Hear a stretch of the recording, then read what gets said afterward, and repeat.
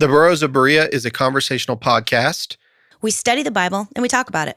Not all of us are of the same faith. And one of us doesn't have a faith. But we still love one another, and we're going to continue to talk about these things. The things we believe in and the things we believe about what we read in the Bible. Not all of these are necessarily true. Some of it is opinion and speculation. Thank you for listening and speculating with us. There you go. That was good. Yes. You are listening to the Burrows of Berea. Well, welcome back to the Burrows of Berea. I'm Rick Welch, and behind the glass is Rocket Man Andy Bishop. This is part two of Andy's birthday, where he steps on cats. Yes. Hopefully not again, but you never know. I like to keep it, I like to keep it fresh. Yeah, I went in to use your lavatory, Andy, and the cat scratched on the door the entire time. And I was like, okay, I'm sorry. So I opened the door, and then the cat just looked at me like, that's better. Rhodey, that's that fat tabby cat. He just wants to come into the bathroom while you're using the bathroom and hang out. That's fine. What do you want? To be pet, maybe. I should have let him. Yeah. It's hard for me to stand and pee in. This one's Mai Tai. Mai Tai? There's only the one. That is Mai Tai. Yes, and you just heard the voice of our guest, Kirsten Barton. Hey. Glad you're back. Glad to be here. I love it. We took a 10-minute break, but for you, it was a week. The listener. So, time travel. Yes. So where we were, I was getting ready to go into the hot seat, which is pretty much where I've been for the past several months. I've been in the hot seats with all kinds of people. Bring it. What you got? How does God pray to God? How does God have a God? So when you're talking about Jesus, whenever he goes up on the mountain and he prays all night, and okay, so here's the way that I take it, all right? And it's in the book of Hebrews. Let's pull up the book of Hebrews. Stacey Turbyville would school you right now. He's not going to school me. I know Stacey Turbyville. He's a brilliant man. By the way, he brings up really great points. Yeah, of course he does. I have a quippy answer. What's that? It's called thinking. There you go. You do it all the time. You do it all the time. Reports might be exaggerated. Have you ever had conflicting thoughts in your own brain? Every day. That's interesting, isn't it? Yeah. How do you do that? Imago Dei. Do you know what that means? No. Image of God. Oh. Wasn't that fun? What's your next problem? No, I'm just kidding. I haven't All right. All right. So one of the things that Hebrews says is that he thought it not robbery to be equal with God, right? Have you ever heard that? That's Philippians. Oh, that is Philippians. Very good. Where you was that? You got to be sharp. Was that Philippians 2? Be sharper than that. Philippians 2? Yes. 2, I think it's 2:6 through. No, let's just go to Philippians. You're right, it is Philippians. But I do need to go back to Hebrews because I need to show you something in Hebrews that I'm thinking about. All right, Philippians 2, we say. Let's see here. You just quoted it right off the bat. You don't know where it is exactly? I said Philippians 2:6. Start there. You're right, Philippians 2:6. All right. Say that again. You're right. I say that all the time, bro. I'm around a lot of people that are right. Verse 4, I'll start with, let each of you look not only to his own interests, but also to the interests of others. Have this mind among yourselves, which is yours in Christ Jesus, who, though he was in the form of God, did not count equality with God a thing to be grasped, but emptied himself by taking the form of a servant, being born in the likeness of men. Now, I'm not even going to try to answer that the way that Stacey Turbyville would answer it, but I'll say it like this. He was in the form of God. Now, they might say he's in the form of a God, as a deity, but not divine as the Father. That's how they'll say it. But the Bible just said that he was in the form of God and thought it not robbery to be equal with him. So what does that mean? Well, if you want to put him on the same level as a Satan adversary who wanted to be the level of God, you could say he's the same level as like a morning star or the day star, like he's one of the stars. And so he would be the first created being, and everything after that, including Satan, was made by him, right? That's how a Unitarian has to take it, because the very first thing that was made was Christ in a Unitarian mind. So that means every other thing after that was made by him. Now, according to Christ, all things were made by him. All things were made by him, right? There was no thing that was not made by him. That's John. Now, him referring to God, correct? Yes. The word. see, on the flip side of that, like the other argument would be, it's talking about the covenant, and like that's a covenant creation theme. That's fine. Not necessarily physical material creation, but I'm not fully decided on that. No, that's fine. And you can say it's covenant. Yeah. Go for it. Because covenant, technically speaking, if you're reading it strictly from a covenant perspective, the ultimate goal is that the covenant is settled in the end, right? If it's not about the material universe and it's about covenant only, then it's all resolved. Yeah. So my point with this is that he was in the form of God, but did not see the equality of God being something. He emptied himself. What does that mean? So I think Jesus has a role. Okay. And he is a servant. Mm-hmm. And he plays the role of the servant who does the will of the Father, but he's still deity. So not God. Is that what you're saying? Like, we're talking from a Unitarian perspective. I'm not Unitarian. I'm not actually saying that you are. Okay. We're having a conversation. Right. As it stands right now, I'm a Trinitarian. You are currently undecided. Undecided. Okay. So at this level, you're undecided, and we're just having a talk. We're speculating here. That's what we're doing. I see both views, and I think they make really good arguments on both sides. So that's why I'm undecided. Yeah, I understand. So whenever Jesus becomes a man, okay, so you can look at it, let's look at it from the Unitarian perspective. Okay, so he's deity, and so he empties himself of his deity. Is that true? No. Then what does he empty himself of? He doesn't come to earth and say, I'm God. Like, I'm God Almighty. He is very low-key about who he is. Right, but let's stick with the emptying here. Okay. Well, I'm trying to. Okay. All right, you're Like, good. You know, like, God is an all-consuming fire, you know. Okay. In the Old Testament, like, he consumed people. He opened up the earth and swallowed them. So Jesus came as a humble, lowly servant of God. But didn't empty himself of deity. He just emptied himself of what? Pride? Which he didn't have. I know.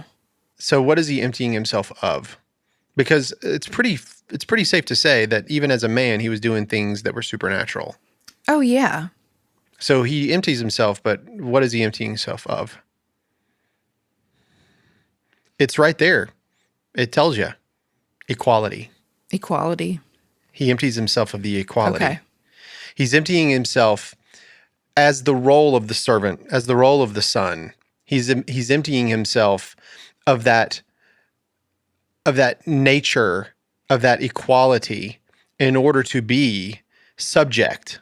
He's becoming a subject. Right? Right. He was higher than all of the angels. Right. Higher than all the messengers, whatever you want to call them, angelos. Yeah. He's higher than all of them. So you could say, well, he's the number one highest deity in the pantheon of gods, if that's what you want to say. I see it as he's emptying himself of the equality. Now, men, when Jesus would say certain things, they would look at him and say, this is blasphemy. He's making himself equal with God. Okay? Now, a Unitarian will argue that point all day long and say that's not what it means. It doesn't mean that. It's because of it's a man who's mistaken. He doesn't understand it fully, and that's why. Fine, whatever. My point is that Jesus keeps making the point always that he is the eternal one. He's the eternal one.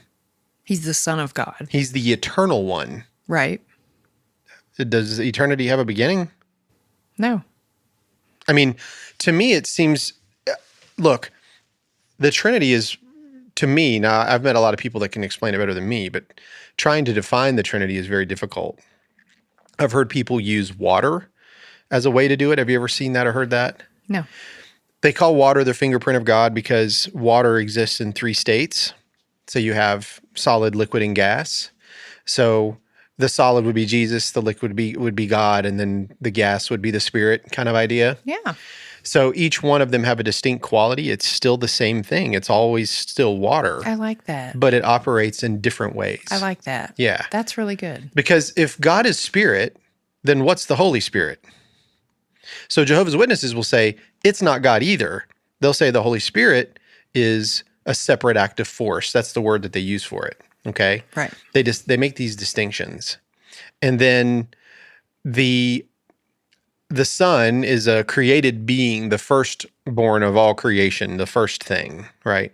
Firstborn doesn't mean physical birth. Firstborn means heir of all things. It means he is the one, and that's at the right hand. He's heir. Did Jesus spiritually die on the cross? I think he died spiritually before his physical death. Separation from the Father? Forsaken. What does forsaken mean?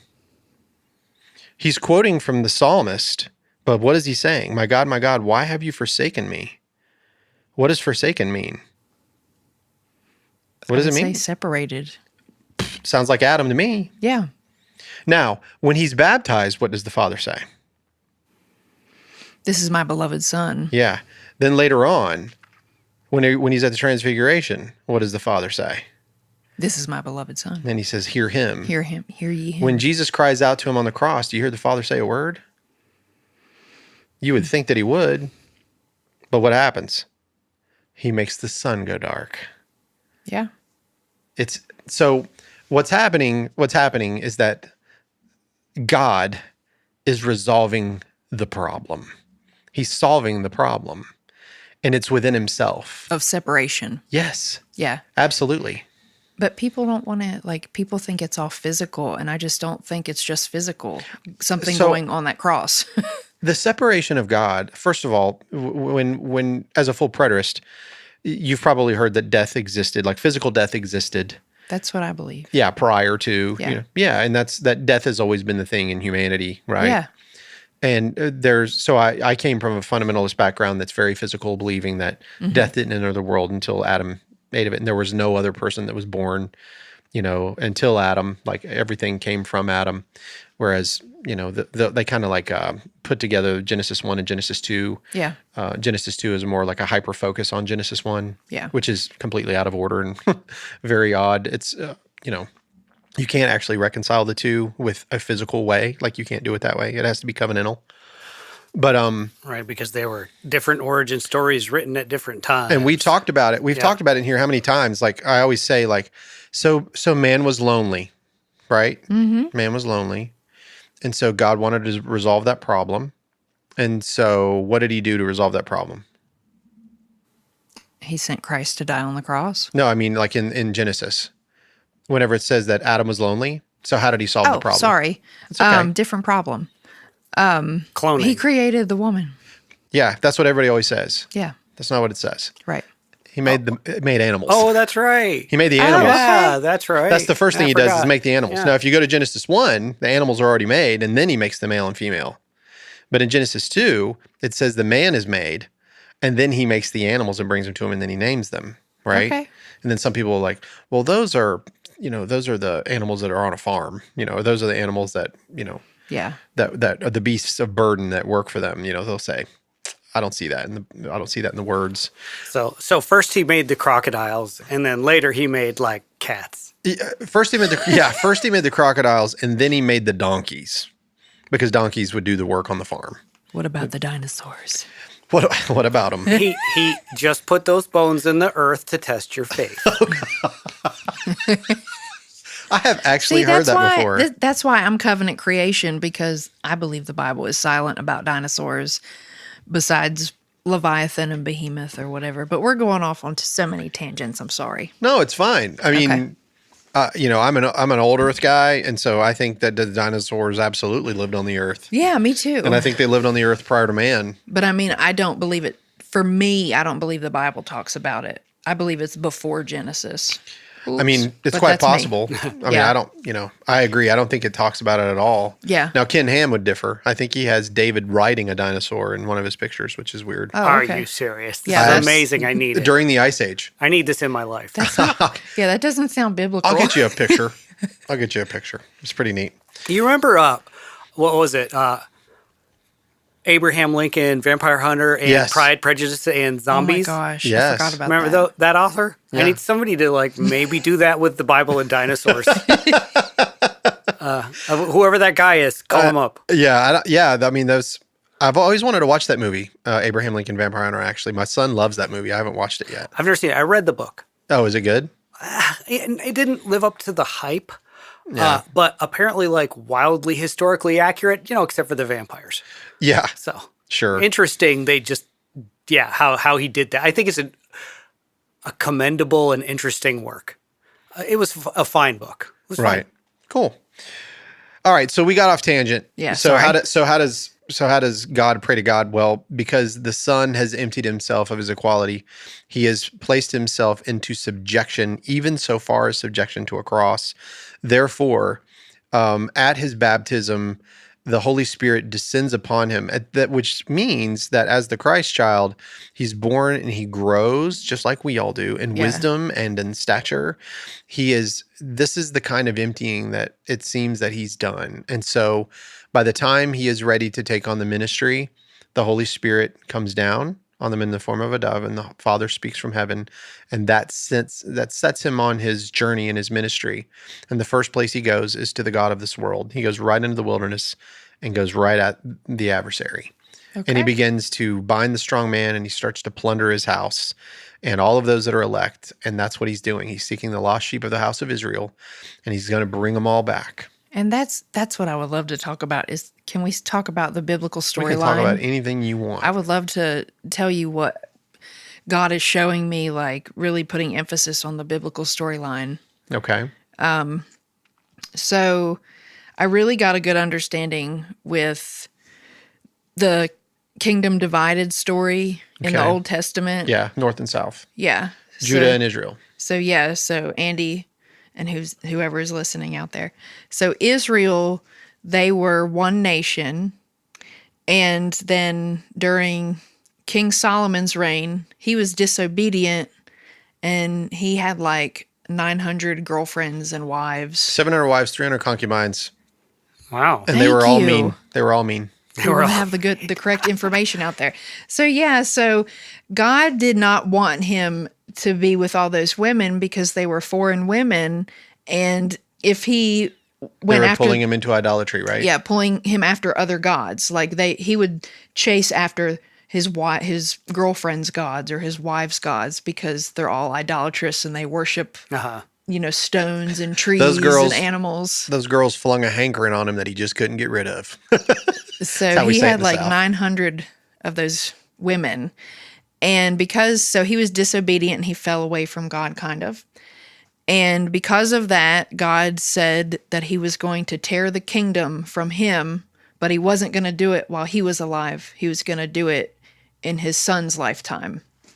So during his son, Rehoboam, during his lifetime, God tore the kingdom. He divided the kingdom of Israel.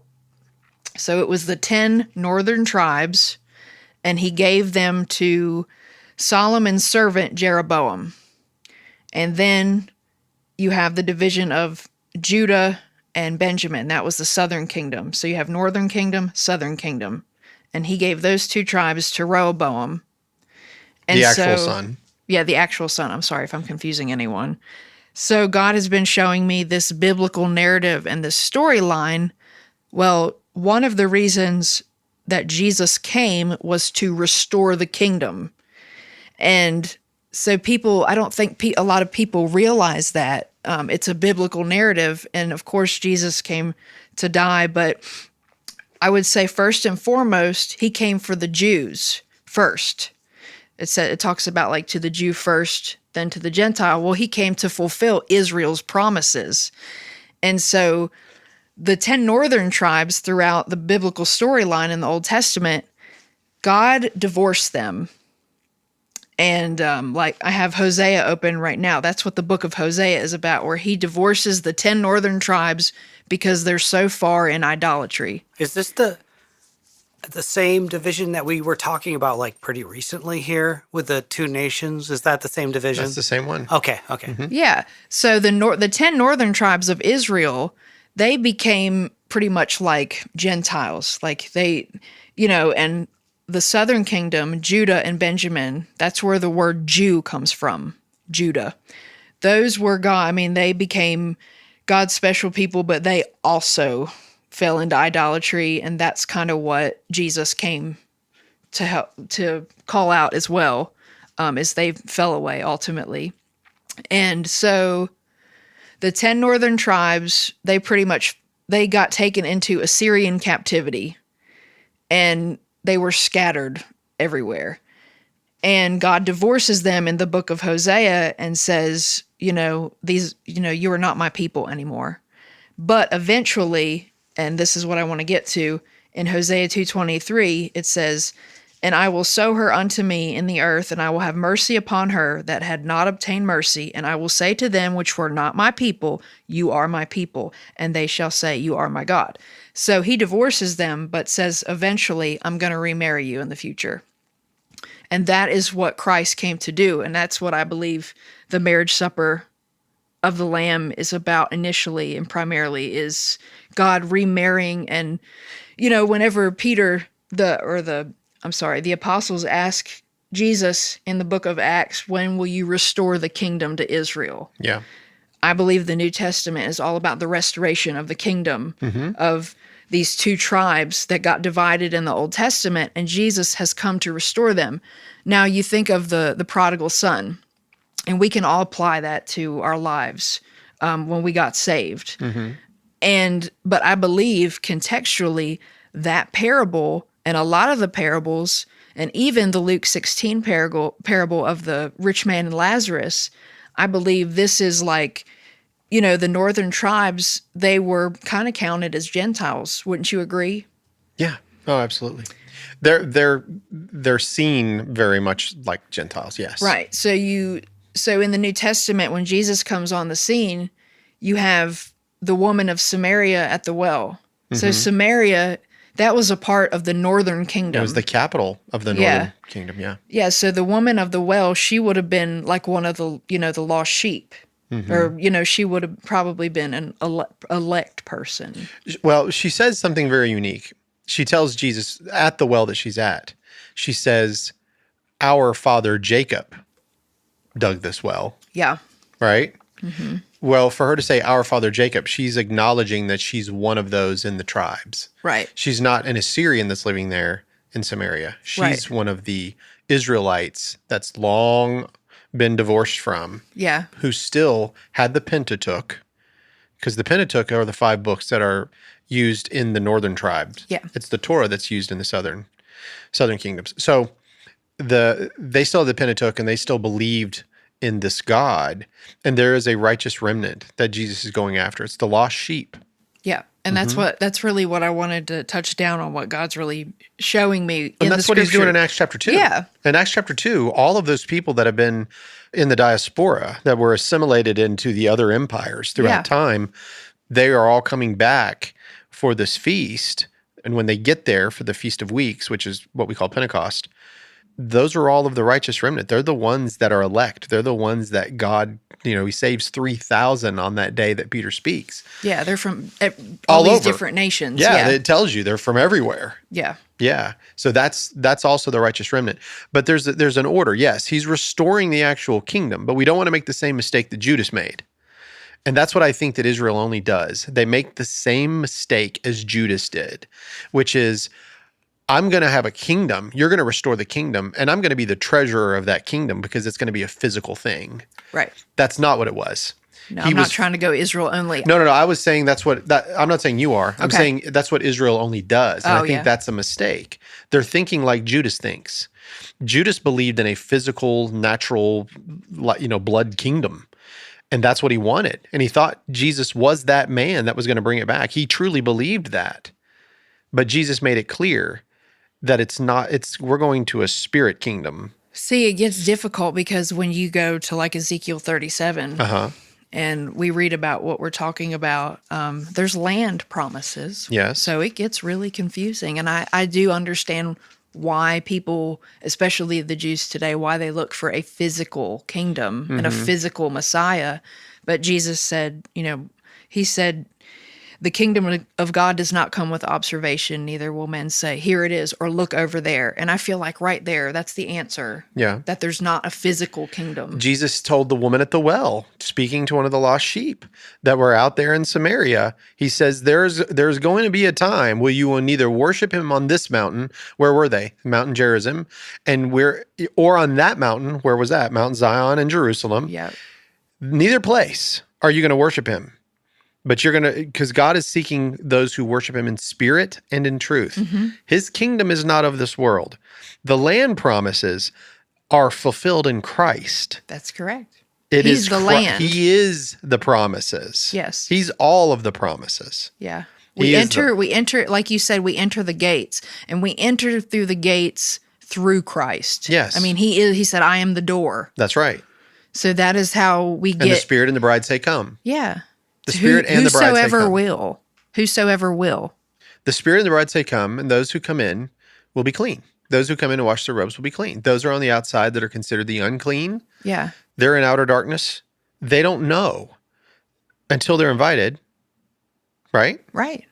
And then when you invite them and they come in, then they have access to the tree of life and they can have healing. And what is the point? So what does that mean for us? When the only thing that I can observe, if I can observe anything in another human being, is if I see the fruits of the Spirit. By their fruits I will know them.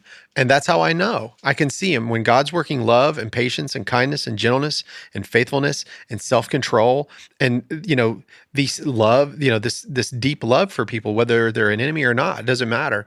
When I see that fruit coming through somebody, that's the evidence that I'm looking for. Yeah. And let me tell you, I feel like God is really blessing me with those fruits, and they're finally growing. But like, I was not growing under condemning preaching. And I'm not saying that that it ever came from the church I went to. It shows you the power of the mind. But, he's really showing me grace and helping me to understand it. Like, I feel like an idiot. Like, I've missed the forest because, I'm not looking at the bigger picture of grace and what Christ came to do and what God, it's really simple. It's God offers you forgiveness through the gospel. You either accept it or reject it. And it's so simple. And I feel like I've overcomplicated it. And he's really growing me. And it's really, I feel like it's producing a lot of fruit. Yeah. And I mean, if you ask, so that's another thing that fundamentalism really gets into us, is this idea of forgiveness. I'm not saying that people don't need to be forgiven. That's not what I mean. Yeah. But I don't look at it the same way that I would as if I was a first century covenant breaker. Oh, absolutely. One of those people that need to be baptized, in that regard. Whenever those who are on the outside, he says, and nothing unclean will ever enter into it, and there is no temple in it because it is God and the Lamb. Then what it's saying is that, and those that are on the outside, they will come in, they will bring it into the kingdom, and then they will have access to these leaves that will heal them. Yeah. The healing of the nations. It's all of the nations, not just some of them, but all of the nations. Mm-hmm. So what you're doing, in essence, with the washing of the robes, is becoming clothed in Christ. Sometimes when we hear the gospel, people want to go to that New Testament way of telling somebody, you need to go to the altar and you need to ask for forgiveness of your sin. Mm-hmm. That's what they're telling you. Yeah. See, that's not what I'm saying. Right. What I'm saying is that God is giving you this. Ask him. I'm telling you, come to him and receive it. Come and receive it. Yeah. That's all I'm saying. I'm not telling you that you're a dirty, rotten scoundrel. Yeah. I'm telling you, come and receive it because you need it. This is something that has changed my life for the better, and my life is abundant. It is abundant, and I have learned how to live with little and to live with much in this world, but I have joy. Amen. That is a fruit. And it's about relationship. And I got caught up in a works-based kind of thing for a long time. Mm-hmm. And I'm just now slowly learning, like, it really is about relationship. And like, God, I need you. I want to have a relationship with you, and I need you in my life. Yeah. I need you. Whenever I talk to people about this kind of love, I always get the same approach from these fundamentalists, and this is what it is. Well, sometimes you got to have tough love. I hear that all the time. And I'm like, all right, man, have at it. Go be tough if you want. That's not the kind of love. Jesus says, I am meek and lowly. I am gentle. He had tough love on whom? The religious Yeah, and people. where did they go? By the way, They got destroyed in 70 AD. His love was for the Father. Yeah. Jesus loved the Father. Yes. When he was in the Garden of Gethsemane, he was like, take this cup from me. What was that cup? The cup of what? Wrath. Take this cup of wrath from me. Take this cup from me. So, in other words, Jesus was saying, I don't want to do this for any of these people. That's what Jesus is actually saying. Yeah. So, I don't want to do this for these people because what's going to happen is what? I'm going to be forsaken. For the first time in all of eternity, I'm going to be forsaken by my Father. I don't care what anybody says. You can try to weasel out of that idea all you want. That is the biblical narrative. No, I agree with you wholeheartedly. I don't mean you. I mean people who are listening. And there are plenty that will argue with me about this. Have at it. Bring it. Send any email to Rocketman at burrowsofberea.com. Oh, yeah, he was. I really need to check it. Well, I keep saying it. Rocketman at really Burrows of Berea. If you back got and any spend a problem with minute. Rick, take it up with Andy. That's right. So, Well, can we talk about what that wrath was? sure. What was the wrath? Well, that's why I'm asking you. Sure. I mean, the wrath is all of the wrath that God is placing on that old covenant. All right. Like, let's just use one aspect of it. Jesus talks about it. Jeremiah talks about it. What were these people doing in idolatry? Okay. They were burning their children alive. They were burning their children alive. In Gehenna. Yeah. The Valley of Hinnom. Yep. So what does Jesus say? How can you escape that? How can you escape the sentence of Gehenna? How can you escape that eternal fire that's coming? How can you escape it? You cross land and sea and make one proselyte and turn him into twice the son of Gehenna than you are.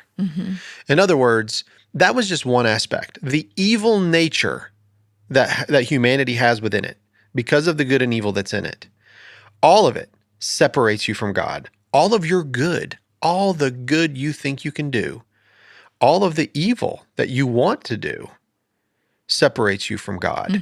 That is the thing that separates you. The wrath is upon that. And you know what he did? He put it on himself. He poured all that wrath on his son in the physical realm. People have asked me if you don't, so just for the audience, I do not believe in eternal conscious fiery torment, and neither does Rick. So people will ask me, well, what did Jesus die for? And, what did he take on the cross? And, I don't understand how that contradicts anything, but apparently for them it does. Well, their idea is that, well, I have sin in my life, so therefore if I don't take what Jesus offered, Jesus didn't take the sin, he took the penalty of sin. Right. That's the idea. Yeah. So sin still is here. That's what they'll say. And I'm like, well, wait a minute. What did John say that he was getting ready to do? Behold the Lamb of God who takes away the sin of the world. He didn't say takes away the penalty of it. Right. He said takes it away. The sin. So to me, it's pretty simple. It's very simple. It's very difficult and hard to do. And God did it over thousands of years, but the idea that whatever it is that separated man from God is what Jesus is fixing. Right. Because at the end of Revelation 21 and 22 is we find ourselves back in that garden city. So he's resolving that problem. Right. But does he solve the curse of the weeds on the ground? The thorns and thistles shall it bring? A covenant creationist will say that's a person. I'm saying that it's the effect of the physical reality in which we live. So if I say, okay, that hasn't changed, physical death hasn't changed, that's why futurists have a hope. And what they say is we need to receive Christ, ask for forgiveness for sins, receive Christ, wait on his soon coming, and then after that, there will be no more physical death. That's the hope of the futurist Christian. All right, so here's the deal. Lately, I've been getting these compliments like, wow, you really know how to cook. And I just smile and nod like, oh yeah, totally. I'm basically a pro. But behind the scenes, it's all thanks to my secret ingredient. So let me break it down for you. First up is everything seasoning. And this literally goes on everything. Chicken, perfect. Fish, yep. Veggies, next level. And one day I got creative and sprinkled it on popcorn, and honestly, life-changing. Now everybody wants to come to my house to watch the movies. I also tried it on cottage cheese. Is that weird? Yep. Did I regret it? Also, yep. But now, let's talk about Steakhouse. This isn't just seasoning, it's grill legend in a jar. You shake this on a steak and suddenly you become Buck. Who is Buck, you ask? He's the flannel-wearing, boot-stomping king of the barbecue pit. Buck chops down trees with his bare hands, grills a T-bone so good it'll make you want to slap Gordon Ramsay's mama right in the mouth. I grilled up some burgers with Steakhouse last weekend and my buddy took one bite and said, "Dude, can I please get this recipe?" I just told him it was my little secret. So if you want to look like a kitchen rock star and keep your secret weapon close, head to mysecretblends.com. That's mysecretblends.com and use code BURROWS at checkout for 20% off your first order. That's BURROS at checkout to get 20% off of your first order.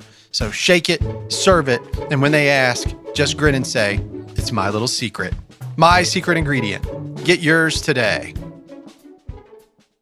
See, and Christ came to fix the spiritual problem, not a physical problem. I believe that the death on the cross, I believe him dying physically, I believe it all has to do with something spiritual, not physical.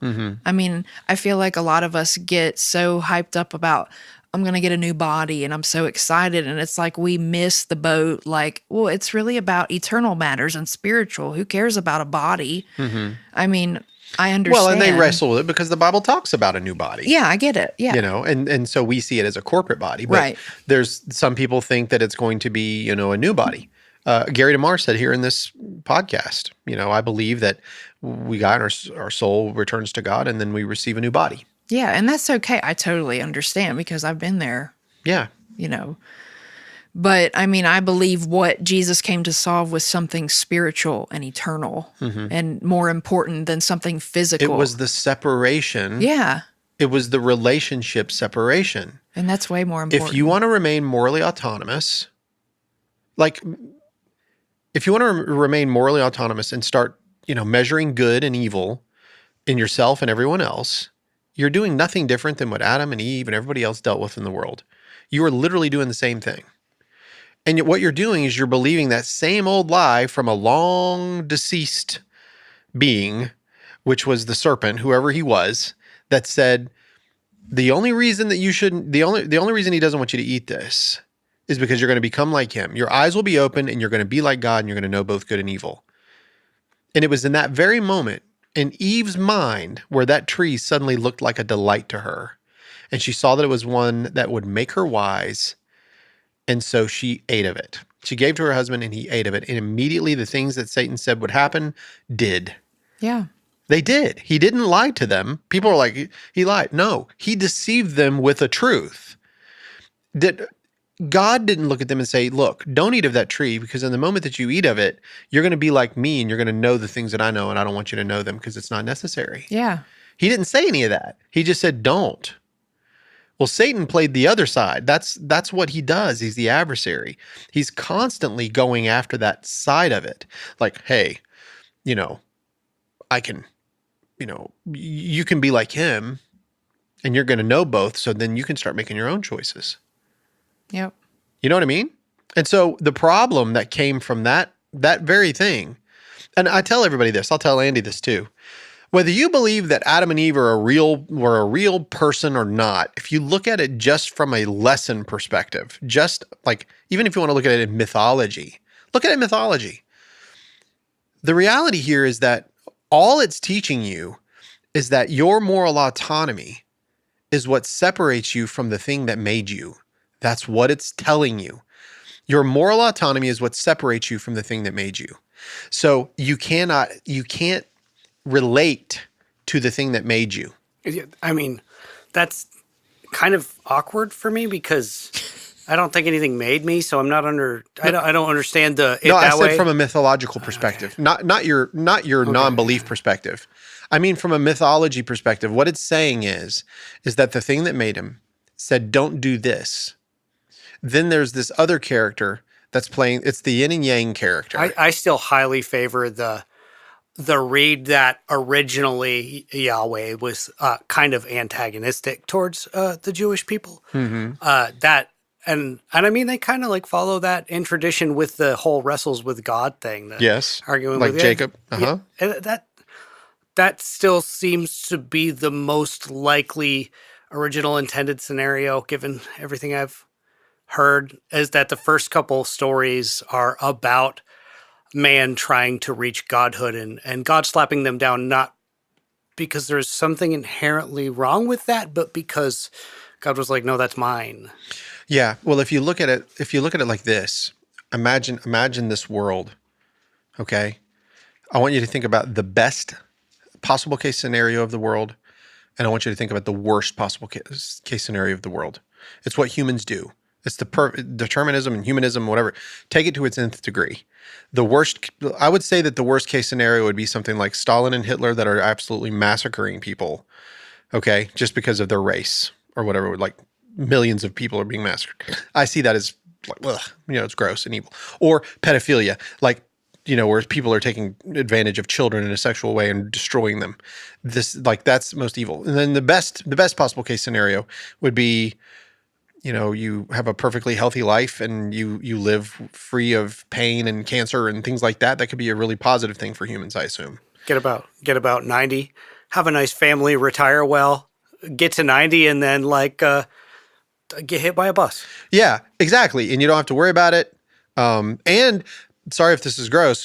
Well, I'm not going to say it. So if you have, but if I was going to say, and you're 90 and still physically active, like wink, wink, nudge, nudge with his wife. Okay. So that would be the best case scenario for some people. Do you think Alan Bondar has problems with God because maybe of his Calvinistic roots? No, I don't think so. Oh, okay. I mean, I think that probably Reformed theology had the most power on him.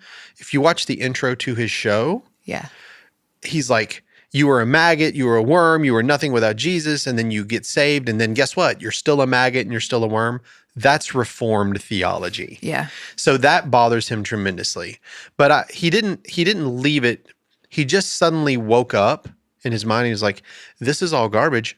I'm not going to believe it anymore. And he just stepped away. I just mean from what I've been listening, I've listened to part 2 and part 3 of your rounds. Oh yeah. And the way he tries to corner you about God allowing pedophilia, doesn't that mean he's condoning pedophilia or something? Endorsing. I feel like it has to do with a Calvinistic mindset, perhaps. His but I could approach be is wrong. his approach is very simple. He's like, look, if God is omniscient, omnipresent, all-knowing, all-powerful, and all good, then that means that he should be the same in every single economy because he does not change. By economy, I mean every age that's in the Bible. So if you go to a tribal warfare time where you've got the Israelites who are in their 40-year journey and they're fighting like the Amorites and everybody, right? And then in Deuteronomy, it says, and if you see... if you kill this man and he leaves behind a wife, you can take her as a wife. But if you end up not liking her, you can let her go. Yeah. So in other words, he's like, you can have sex with this foreign woman, but if you don't like it, you can let her go. Right. And he's like, that's disgusting. Yeah. And so therefore he sees God as immoral. And so he's like, but also what I'm trying to show him in the Matrix is that he is judging him based on the age in which he lives. Like you're judging that. But he's saying, no. If he's all knowing, all powerful and all this, then he should make these decisions. And I'm like, yes.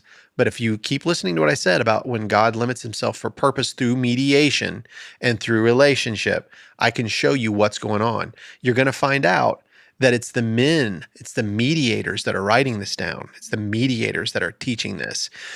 Jesus gives us the hermeneutic.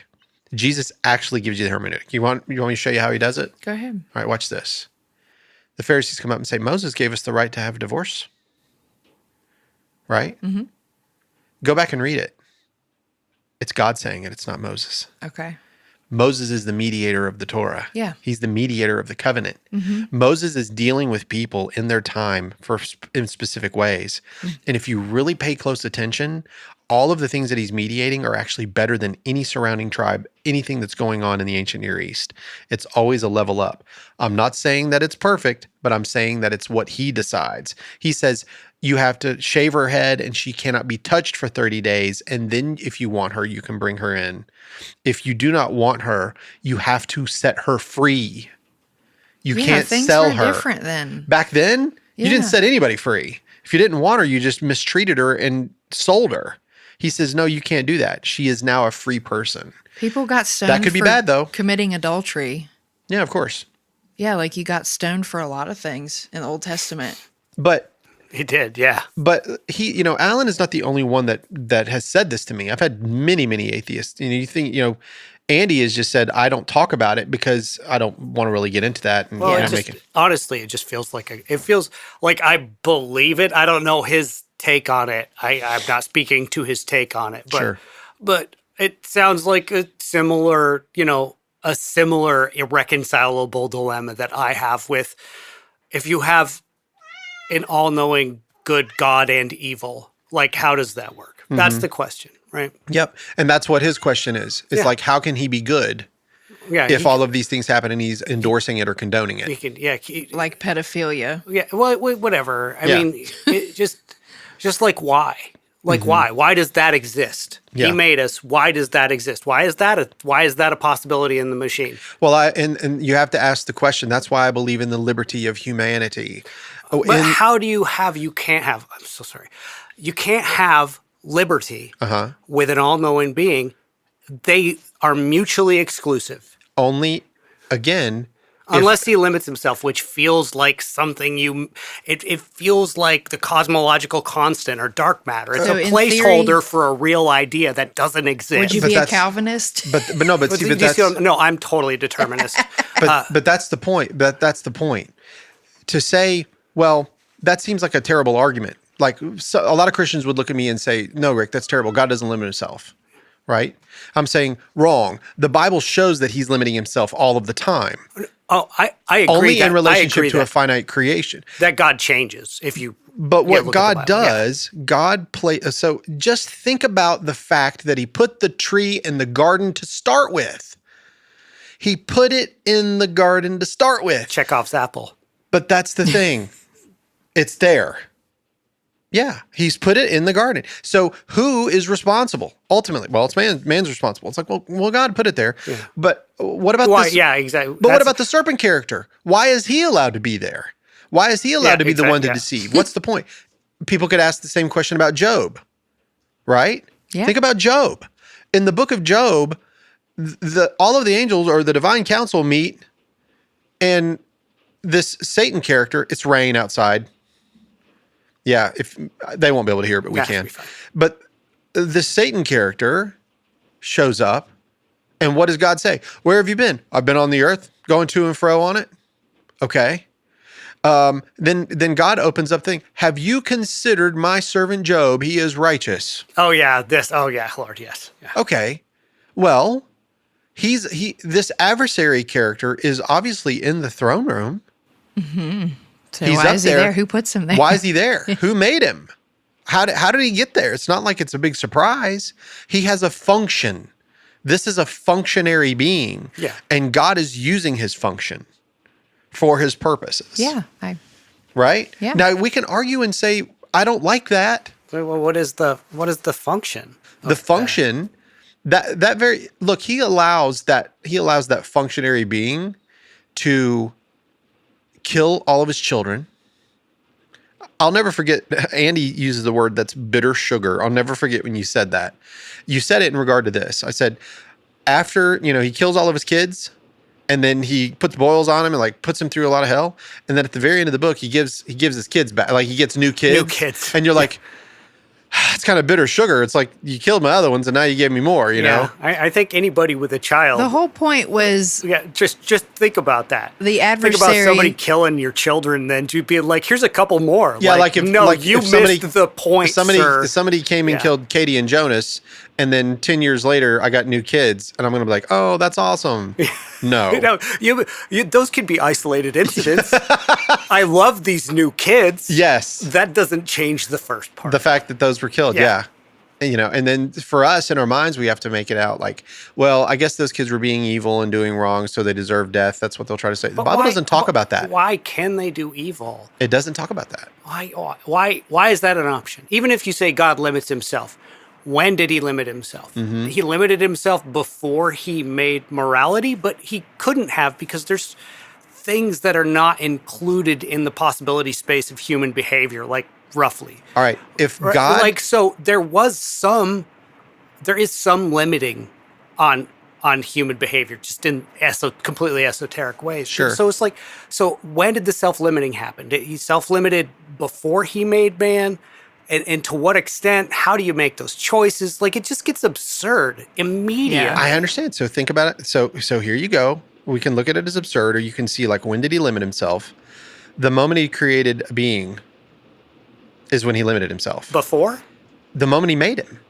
The moment he made the being, he's limited himself. Why?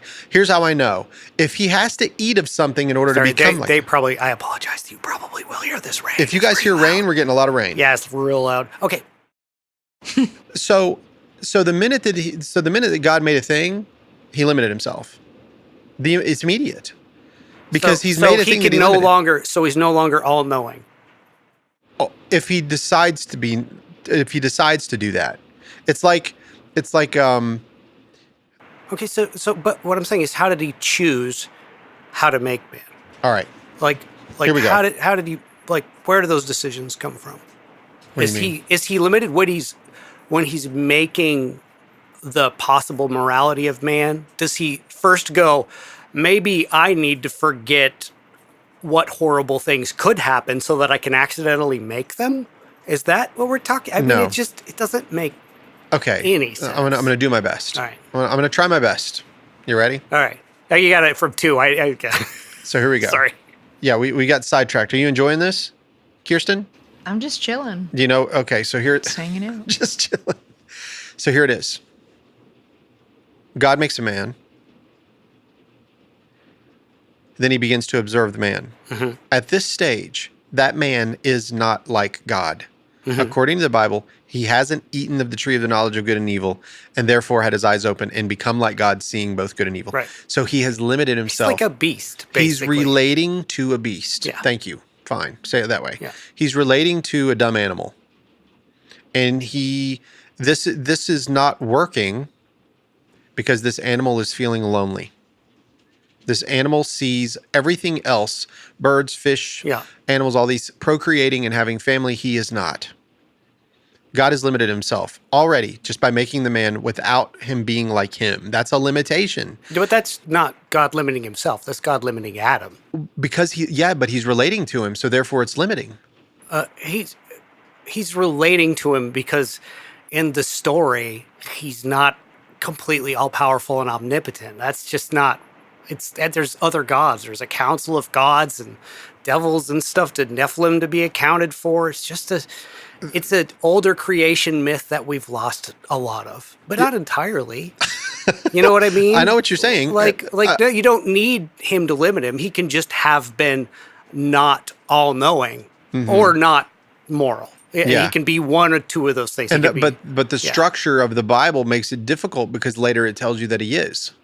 Oh, yeah. That's the problem. Yes. Okay, so that's exactly the problem. So then once it gets introduced later, then you find out it's an attribute that God had and he's always had it. And so if it says that, then you go back, you have to reinterpret the story again. That's right. Yeah. See what I mean? Yeah. So that's what we're forced with. This is a constant. Well, that's right. That's the battle. It's a constant. That's the tension. Every time you learn something new, you have to reinterpret it.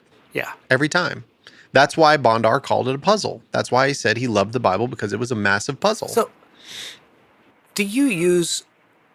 what do you use to come to the idea that God limited himself? Where do you get that? Is it just that's contextual, or does that come from somewhere else? I think it's circumstantial. I think it's a combination between textual and philosophical. Okay. So textually speaking, he limits himself because he says, "Where are you, Adam?" Okay. So there's no point in the Bible that's like, and God made himself a little dumber so that he could hang out with people and not be frustrated. No, you learn it through revelation over time. And by revelation, meaning throughout the Bible, contextually, then you pick it up and then you find that what these attributes are. Okay. That's it. If you read it directly, like if I read Genesis 1,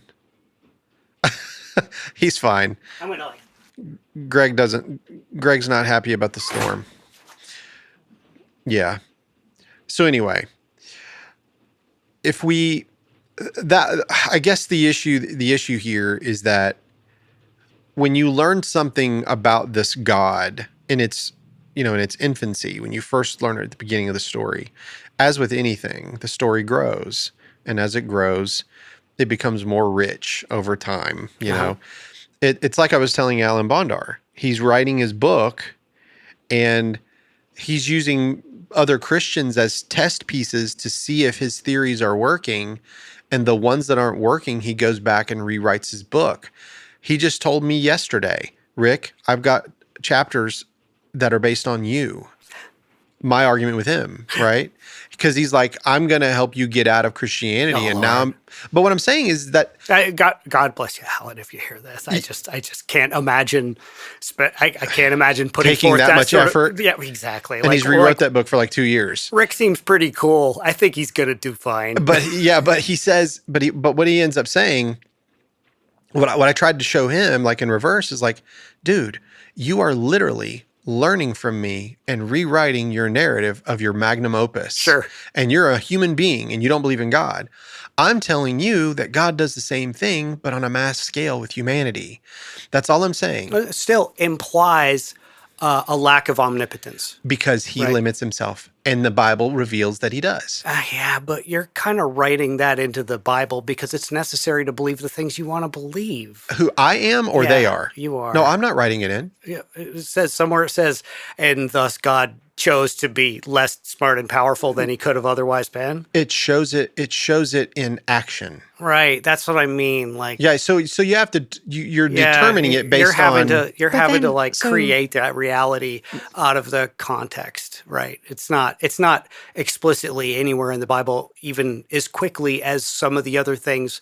What was that one that's like so fast? The one about choice, exception, or whatever. It's like one word. It gets flown over, and all of Calvinism is based on it. Election? It's not even election. It's not even as strong as the verse on election, which is by my standards incredibly weak. It seems like something that gets tripped over on the way somewhere else, right? It doesn't even that to me. That's weak. Yeah. So and that's there. That's in the text. It still just like seems like it's an aside.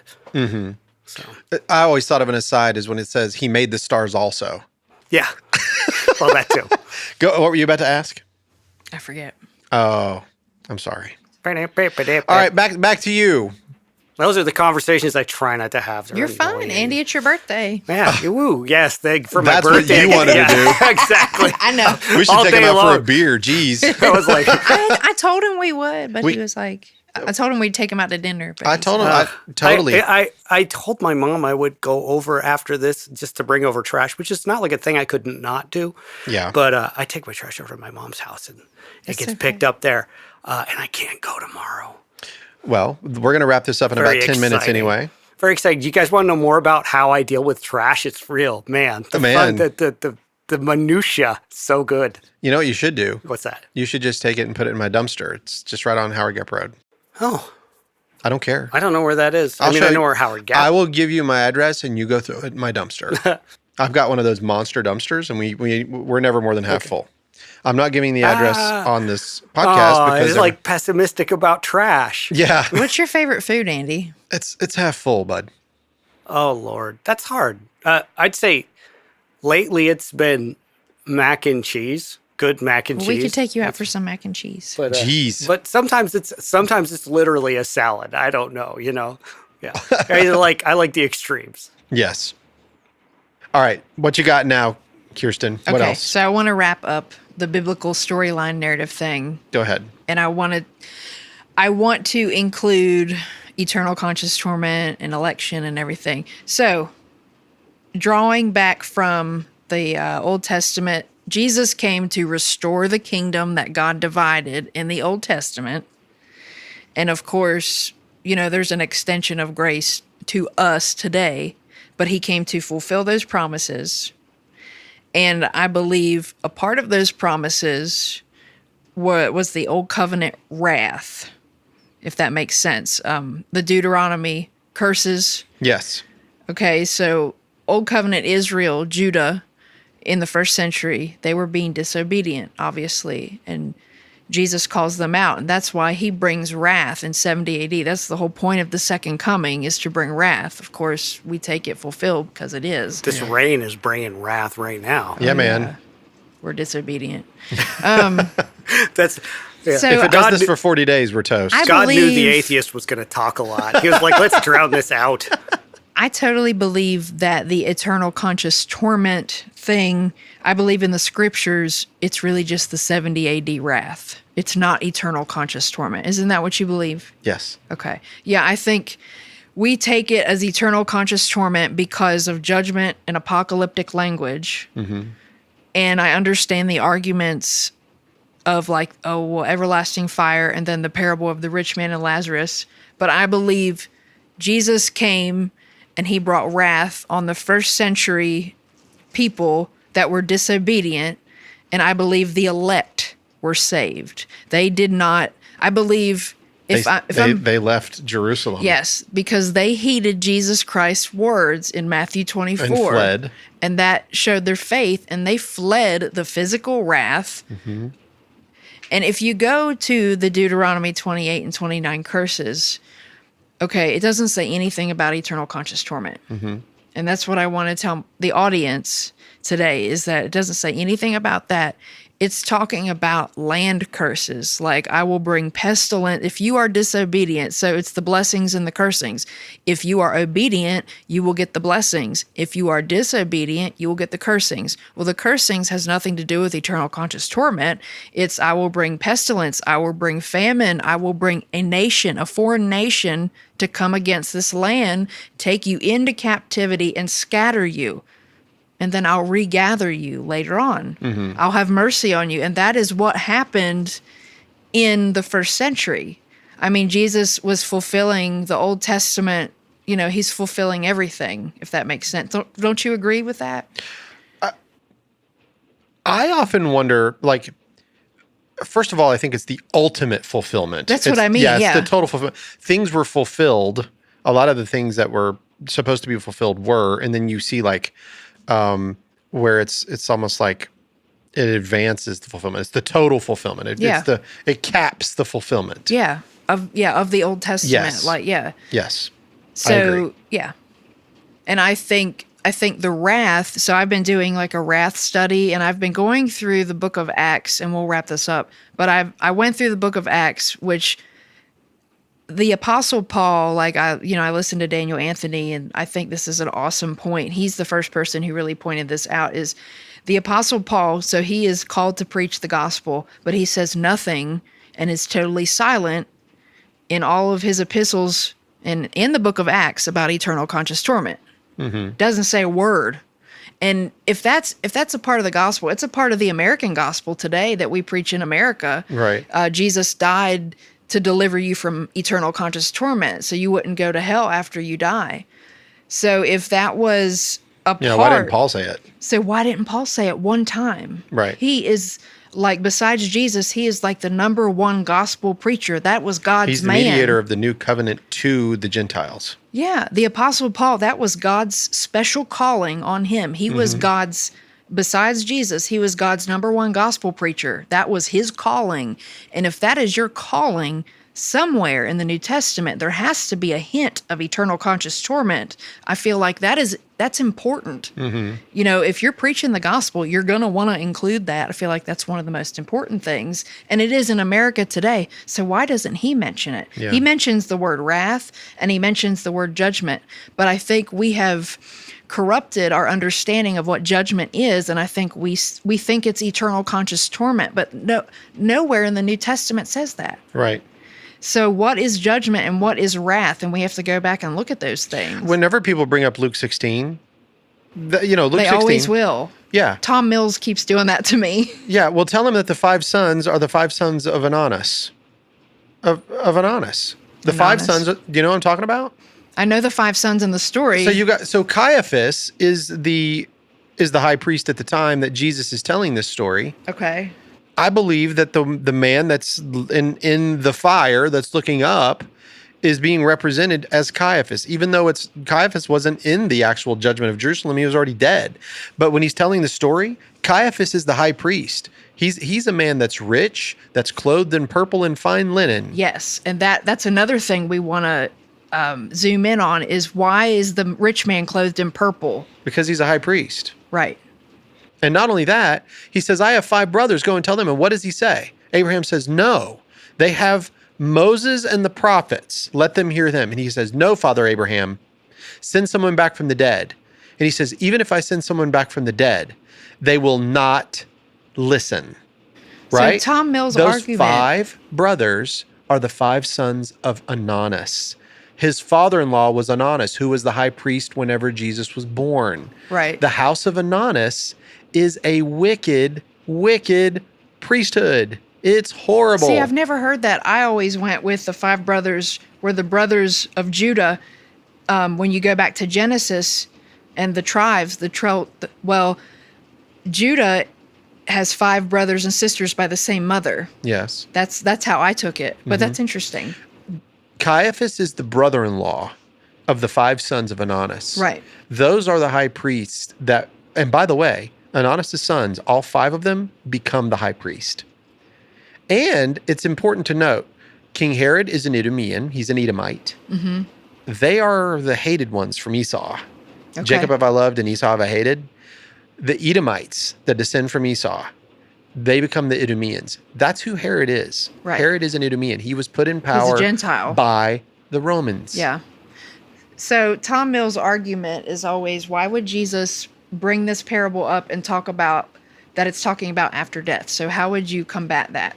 Because he's using their own belief system and showing them how they're the ones that are going to be tortured. They were using Greek and this Hellenistic theory of after death torture. Right. On the people of Israel. They were teaching it. The Old Covenant, the Old Testament doesn't talk about a fiery torment after death. That's correct. It's completely silent. So if Jesus is who he says he is, then he's obviously using the teachings that they're using on the people and turning it on them and saying, actually, you're teaching these people that they're going to burn in hell after they die. You're the ones that are going to burn. That's correct. And where's the lake of fire? See, some people put it in some spiritual place. The lake of fire is inside the walls of Jerusalem when it burnt. It was back in 70 AD. Yes. It burned to the ground. And death and Hades were swallowed in it. Yeah. The end. Death. I believe people want to take lake of fire as a literal lake of fire, but the book of Revelation is so packed with imagery and symbolic imagery. It's clear what that all-consuming fire, who is God, that lake of fire is the second death. That second death, that is where death and Hades are cast into. That is where Satan is cast into. That is where the false prophet is cast into. All of it goes there. And then it's done. Now, what would you say about, in Matthew 25, the separation of the sheep and the goats? It took place. It already happened. They were cast into everlasting fire. It happened. Who were the goats? They were the ones that were clothed in purple and fine linen and weren't taking care of Lazarus. And who were the sheep? The elect. The Lazaruses that were longing and needing, but were giving things of themselves to others. Those were the ones that Jesus said that would enter into Abraham's bosom, that would go into the paradise. And the Pharisees thought that was complete blasphemy. The Old Covenant doesn't talk about Abraham's bosom either. No, it does not. So is Jesus suddenly creating some new teaching? Right. No, he's using their teaching against them to show them. It's a prophetic parable of mercy. Yeah. That's what I call it. Yeah, I believe the rich man who was suffering in the flame, I just believe that was the 70 AD judgment. Yes. Jesus said... He's showing them ahead of time before it happens. Yeah, it was a prophetic warning. Now, this is what's going to happen to you. Why do you think he used the name Lazarus? Eliezer? He used Lazarus because they know. The priests know who Lazarus is. Why? Because after he resurrected the actual Lazarus from the dead, they wanted to murder him. Right. It says they put a death warrant on him. So you think it's the same Lazarus? I think I don't think that it's the self-same Lazarus that went to Abraham. Right. I think it's the representation of a resurrected person. Because what does he say? Remember when he resurrects Lazarus? Right before he does it, in John chapter 11, they say, well, if he's asleep, then he's going to be fine. And he's like, no, Lazarus is dead. Right? Right. Well, it's said, and he says, and I'm glad that this happened so that you may believe. Now listen closely. Go to Luke 16 and think about what Abraham told the rich man. He said, even if you bring somebody back from the dead, they're not going to believe. Right. That's exactly what the priest did. Yeah. Do you see what I'm saying? Right. So, and by the way, the only time you read that is in the book of Luke. And who is Luke written to? Jews? Theophilus. Oh, Theophilus. Who's Theophilus? Do you know who he is? No. He's the son of Ananus. Oh, I didn't know that. Theophilus ben Ananus. Yeah. See, that's good. You know your history, and it's good to that. Josephus is the one that tells you who the 5 sons are. Right. And one of them is Theophilus ben Ananus. That's right. That's awesome. Yeah, man. It's good to know your background. Mm-hmm. Not so just, when you think like, who is he writing to? Yeah. Theophilus. People are like, well, it's a friend of God is what it means. No, it was an actual person. He was writing these books to an actual person who was a high priest. And by the way, when he writes the first book, he is high priest at the time. And when he writes the second book, he's no longer high priest. And I can prove it just in the book itself. Because he says, these things that I have written to you, right? Yeah. Most excellent, Theophilus. And the second one he says, oh, Theophilus. In Acts, right? He leaves out most excellent. The reason why is because he's no longer in the most excellent position, which is the high priesthood. That's awesome. You know that background information. That's so useful. So tell Tom Mills to just start reading some Josephus. I'm sure he has. Tom Mills is a brilliant dude, by the way. I've seen a lot of his arguments. He's a very smart guy. But he's also, he's really heavy on the rapture in the first century. One last question is... I think that's what I'm thinking of. If the rich man is in eternal conscious torment after death, why is he talking? Why does he only want one drop of water? If you're in so much agony, how are you able to... He does. He was like, I just want one drop of water on my tongue because I'm in this torment. It's obvious that this isn't real. Mm-hmm. Yeah, it's metaphor. Jesus is using their stories against them to say, this is ridiculous. Our testaments, our writings do not discuss this. Yeah, nothing in the Old Testament. You will never find anything. Ever. You'll never find any after-death fire in the Old Testament. But you know what you will find? The term, the fire that does not quench. And you know what it means every single time? Yes. Go ahead. National judgment. And the fire that will not... Yeah. If you look at Sodom and Gomorrah, Jude talks about it. That the smoke goes up forever and ever. But it's not still burning. Dude, go to Sodom and Gomorrah right now. It's not burning. Some people think that it is. I've heard people say there's still smoke coming up from there. It's like, whatever. Yeah, so Craig Olson, who was an archaeologist, has been there, and he said the smoke's not happening. And he's an actual archaeologist. He was on our show. He's like, it's not smoking anymore. You also see it in Isaiah 34, and you can see it a few verses down, like maybe 6, 7, and 8. It talks about burning, the rivers turning into burning pitch, and a fire that goes up day and night forever and ever. And it uses that same kind of language in Revelation. And it's talking about the nation of Edom. But if you go to that nation today, there's no fire burning there. Right. It's just ruins. It just means, that's it. Dude, all it is that it's reading the Bible with a very literal perspective on it. And then the differences are like understanding what is actually symbolic and what is literal. And it seems like futurism and preterism are flip-flopped. They are. Things that are symbolic, but it's really weird how they pull the symbology out of it. It's like you'll read an entire symbolic book and then they'll see 1,000 years and they're like, that's literal. But you know what I really want? Why would you say that's literal? If everything you just saw a beast with 10 horns on its head come out of the sea, is that going to happen? Well, that's a representation of Rome. Oh, well then why 1,000 years? That's literal. Why? Like, why did that suddenly become literal? But what you have to do is you really have to be familiar with the Old Testament if you want to interpret the New Testament. And we can wrap up. Yeah. No, I was just looking at my watch because I told him I was going to be done in 10 and it's been 16. So yeah, eternal conscious torment after death is not real. No. And if you don't believe me, then read Edward Fudge, and you can also... That is an awesome movie. What? The Edward Fudge movie. Have you seen it? I haven't, no. Oh, yeah. It's for free on YouTube. Michael Miano, he mentioned it, and then I watched it for free. It's really good. Oh, okay. I'll have to check it out. Edward Fudge, it shows his story about him going to college and debating different people. Oh, wow. Interesting. About it, yeah. Well, Andy, I'm glad you got to hear about, Calvinism, election, fire, and all the things. The lack of eternal conscious torment. And so Rick and I do not believe that election, we believe election is biblical, absolutely, but we don't believe that it's for today. I think it's biblical, necessary, and happened and proven. And where I stand today, I believe, I'm really leaning heavily towards liberty and choice in the new covenant world. Me too. Mm-hmm.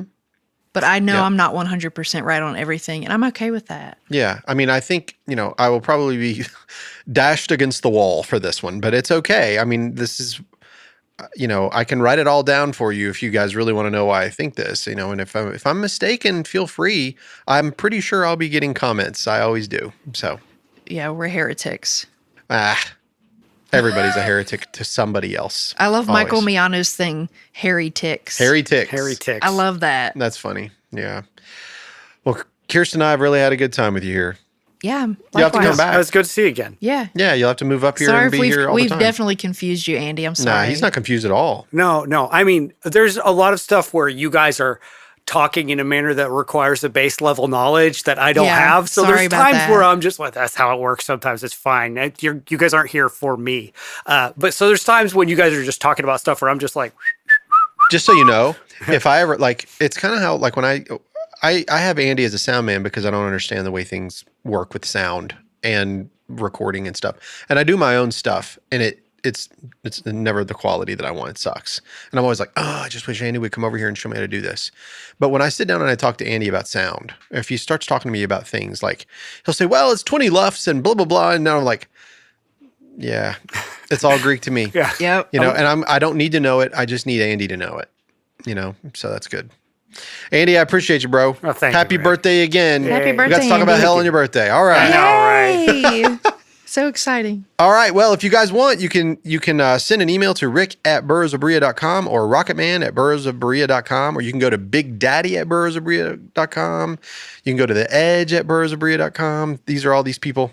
So feel free to send all of your comments there. Yeah. You can also send it maybe to I'll finally get some. Maybe I'll finally get some hate mail. Yeah, we have burrowsofberea@gmail.com as well. You can go to info@burrowsofberea.com. People get really upset when you say hell's not real. Yeah, isn't it weird? It's like almost they need it to be real. That's one of the things that Rick Carter says to me so much. He's like, he said, when I came to the idea of universalism and I really saw it and I couldn't unsee it, he said, I was so happy. And the minute I told everybody, did you know that God's not going to punish anybody, that that's how awesome God was, that Jesus settled it for everybody, even though I disagree with him. For him, that was such a beautiful thing. The minute he told people, they were like, get out of my face. God doesn't love anybody that much. And he's like, yeah, it's weird. It's I've had wild. people get angry because I don't believe that. And it's like, I have freedom to believe that. Just calm down. Yeah. I'm not going to go to hell because I don't. If you believe in it so much, why are you not knocking on everybody's door every day? That is Tell exactly. Them. You're like, well, if you believe it that much, then you need to be knocking on some doors and stop waiting on everybody else to do it for you. I love you right now because I have that same mindset. It's like, I've been get thinking busy, pal. that if you really believe in hell, why are you not knocking down Stop every blaming door? everybody else for not getting out there and doing your job. You need to be spreading the gospel more than anybody. Every sermon needs to be about hell because this is horrible. Yes. It's forever. It's eternal. You could preach a sermon on torment. hell for the rest of your life and be doing the perfect will, if that's what you believe, because you're saving people from whatever you think that's happening. Yeah, man. Jesus did.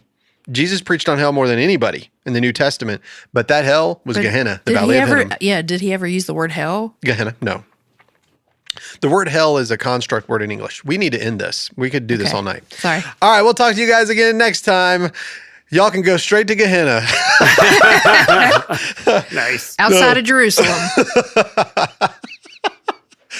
We'll talk to you guys again next time on the Burrows of Berea. Peace out. Bye. You ever make something so good, people start interrogating you like, what's in this? Did you make this from scratch? Where did you learn to cook like that? And I just smile because deep down, I know the truth. I didn't level up my skills. I leveled up my seasoning. It's called my secret ingredient. Let's start with the MVP. Everything. This blend, it's the Thor of the spice rack. Chicken. Glorious. Roasted veggies? I ate those on purpose. Yes, I sprinkled it on popcorn and suddenly became everyone's favorite movie host. And to be honest with you, I might have even tried it on possum. Yeehaw. Do I regret it? Of course. But only because I didn't notice that the tail was still on it. Rookie mistake. Everything just works. It's like confidence in a jar. Shake it on, and suddenly you're plating like you're on a cooking show without breaking a sweat. Then there's Steakhouse. This one's bold, smoky, and, like me, a bit dramatic. It makes burgers taste like they've been grilled by someone with strong opinions and great taste. I've used it on steak, mushrooms, even sweet potato fries. And every single time someone says, wait, did you marinate this for, 48 hours? Nope, just shook it on, flipped it, and took all the credit.